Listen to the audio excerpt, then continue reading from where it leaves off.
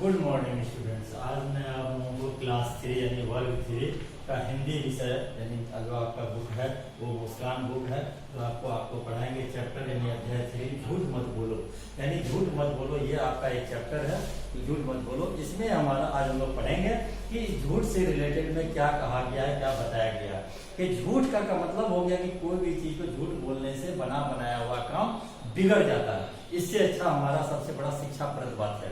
तो इसमें कुछ कहानी दिया हुआ है बच्चों, आपको ध्यान से सुनिएगा कि किसी गांव में एक कुम्हार रहता था। कुम्हार जानते हैं किसको कहते हैं? जो मिट्टी का घड़ा बनाता है उसको कुम्हार कहा जाता है। उसका 5 साल का बेटा था, उसका नाम कर्मवीर था। ठीक ध्यान से सुनिएगा, वो इसी से संबंधित वो आपका क्वेश्चन भी सॉल्व हो जाएगा। एक बार वह गधे की पीठ पर से नीचे गिर गया, गधे के पीठ पर से नीचे गिर गया और उसके माथे पर चोट लग गई। कुछ ही दिनों में उसका घाव भर गया, कुछ दिन बीत गया और धीरे धीरे घाव ठीक हो गया, परंतु चोट का निशान उसके माथे पर रह गया। निशान तो रह ही जाता है। बड़ा होने पर भी वह निशान नहीं मिटा और वह दूर से ही दिखाई देता था। वह दूर से ही दिखाई देता था। कर्मवीर जब बड़ा हुआ तो उसने सोचा कि बर्तन बनाने और उन्हें बेचने का यह धंधा अच्छा नहीं है। उसे कोई ऐसा काम करना चाहिए जिससे दुनिया में उसका नाम हो और वह खूब ठाट के साथ अपना जीवन यापन मतलब ऐश्वर्य आराम से जीवन यापन करके कोई दूसरा काम धंधा ढूंढेंगे। ऐसा सोचकर वह एक दिन अपने पिता से आज्ञा लेकर के शहर चला गया, टाउन में चला गया। वहां उसने घोड़ों पर चढ़े हुए सैनिकों को देखा। घोड़ों पर चढ़े हुए सैनिकों को देखा। वहां उसने घोड़ों पर देखा। तत्काल उसने निर्णय किया कि वह भी सैनिक बनेगा और बहादुरी दिखाकर राजा से इनाम पाएगा। बहादुरी दिखाकर राजा से इनाम पाएगा। वह लोगों से पता लगाकर राजा के दरबार में जा पहुंचा और राजा को प्रणाम करके एक ओर खड़ा हो गया। राजा ने उनसे पूछा, तुम कौन हो? तुम्हारा नाम क्या है? तो तुम कौन हो? तुम्हारा नाम क्या है? तुम यहाँ क्यों आए हो? राजा उनसे पूछा। तो कर्मवीर ने अपने मन में सोचा कि यदि मैंने राजा को अपना असली परिचय दे दिया तो राजा मुझे कभी सेना में भर्ती नहीं करेगा। इसीलिए उसने झूठ बोलते हुए कहा, राजन मैं राजपूत हूँ, मेरा नाम कर्मवीर है, मैं गांव से अपनी सेना में भर्ती होने की इच्छा लेकर के यहाँ आया हूँ। आप बहादुरी दिखाना मेरा काम है। तुम्हारे माथे पर यह चोट का निशान कैसा है? राजा ने उसके माथे का निशान को देखकर पूछ लिया। तब कर्मवीर ने फिर झूठ बोला, महाराज एक बार हमारे गांव पर हथियार बंद डाकुओं ने हमला कर दिया। गांव को बचाने के लिए मैं अकेला ही तलवार खींचकर उनसे भिड़ गया। उनसे लड़ते समय एक डाकू की तलवार का वार मुझे लग गया। हाँ, पर मैंने डाकुओं को भगाकर ही दम लिया। यह तभी का निशान है। तो झूठ बोल दिया। तो कर्मवीर की बात सुनकर राजा बहुत खुश हुआ। उसने कर्मवीर से पूछा, तुम्हारी जाति क्या है? ठीक, तो महाराज मेरी वीर जाति है। कर्मवीर ने उत्तर दिया कि मैं वीर जाति की हूँ। राजा सोच में पड़ गया, यह कौन सी जाति होती है? राजा को सोचते देखकर कर्मवीर ने कहा, महाराजा महाराज जैसे वीर हनुमान थे वैसे ही हम भी वीर हैं।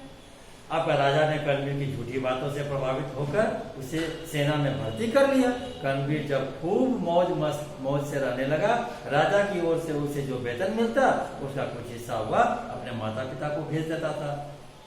माता पिता भी मौज मस्ती से अपना जीवन बिताने लगे। गांव में कर्मवीर का बहुत नाम हो गया। उसके माता पिता का आदर बढ़ गया क्योंकि उनका बेटा राजा की सेना में था। एक बार पड़ोसी राज्य के राजा ने उस राजा के राज्य पर चढ़ाई कर दी। अगल बगल के राज्य के राजा ने चढ़ाई कर दी। दोनों ओर की सेनाओं में भयानक युद्ध हुआ, परंतु राजा की सेना पड़ोसी राजा की सेना से मार खाकर वापस लौट आई। राजा ने अपने सेनापति से पूछा, सेनापति तुम्हारी सेना में कर्मवीर जैसा वीर सैनिक था, फिर भी तुम्हारी सेना पीठ दिखाकर भाग आई, ऐसा क्यों हुआ? ठीक, सेनापति से पूछा। हर सेना का एक अध्यक्ष होता है, सेनापति होता है। इस पर सेनापति ने कहा, महाराज कर्मवीर तो इस युद्ध में गया ही नहीं, उसके तो पेट में दर्द था इसलिए वह नहीं जा सका। ठीक है, अब तो उसका दर्द ठीक हो गया होगा, उसे बुलाओ। पर हम इस बार खुद उसके साथ युद्ध के मैदान में जाएंगे। राजा ने आज्ञा दे दी। सेनापति ने कर्मवीर को बुलाया।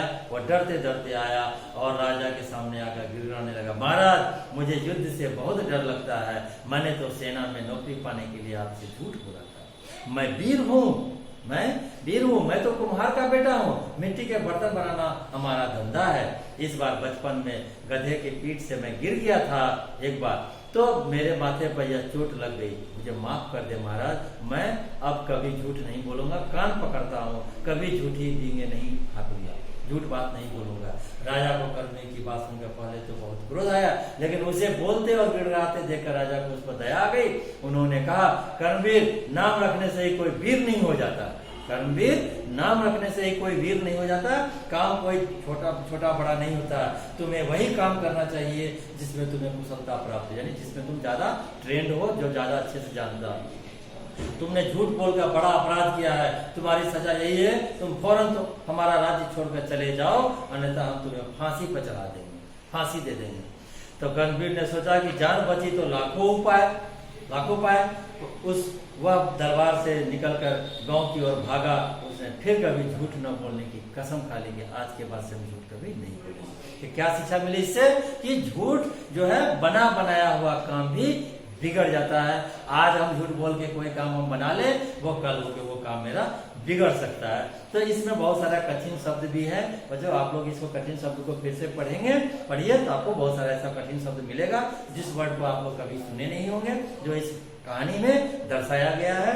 धंधा मतलब कारोबार, व्यापार, ठाठ मतलब मजा आनंद लेना, ठाठ से जीवन यापन रहन सहन करना, तत्काल मतलब तुरंत, भर्ती मतलब शामिल हो जाना, एडमिट हो जाना, हथियारबंद मतलब सशस्त्र हथियार से हथियार रहित, हथियार से पीठ दिखाना मतलब भयभीत होना, कायरता, कुशलता मतलब चतुराई से, डींग हाँकना मतलब झूठी शान दिखाना, जो हम सच में नहीं है, हम झूठी झांक दिखा के हम फलना है, हम चलना है, हमारे पिताजी हैं, वो डींग नहीं हाँकना चाहिए।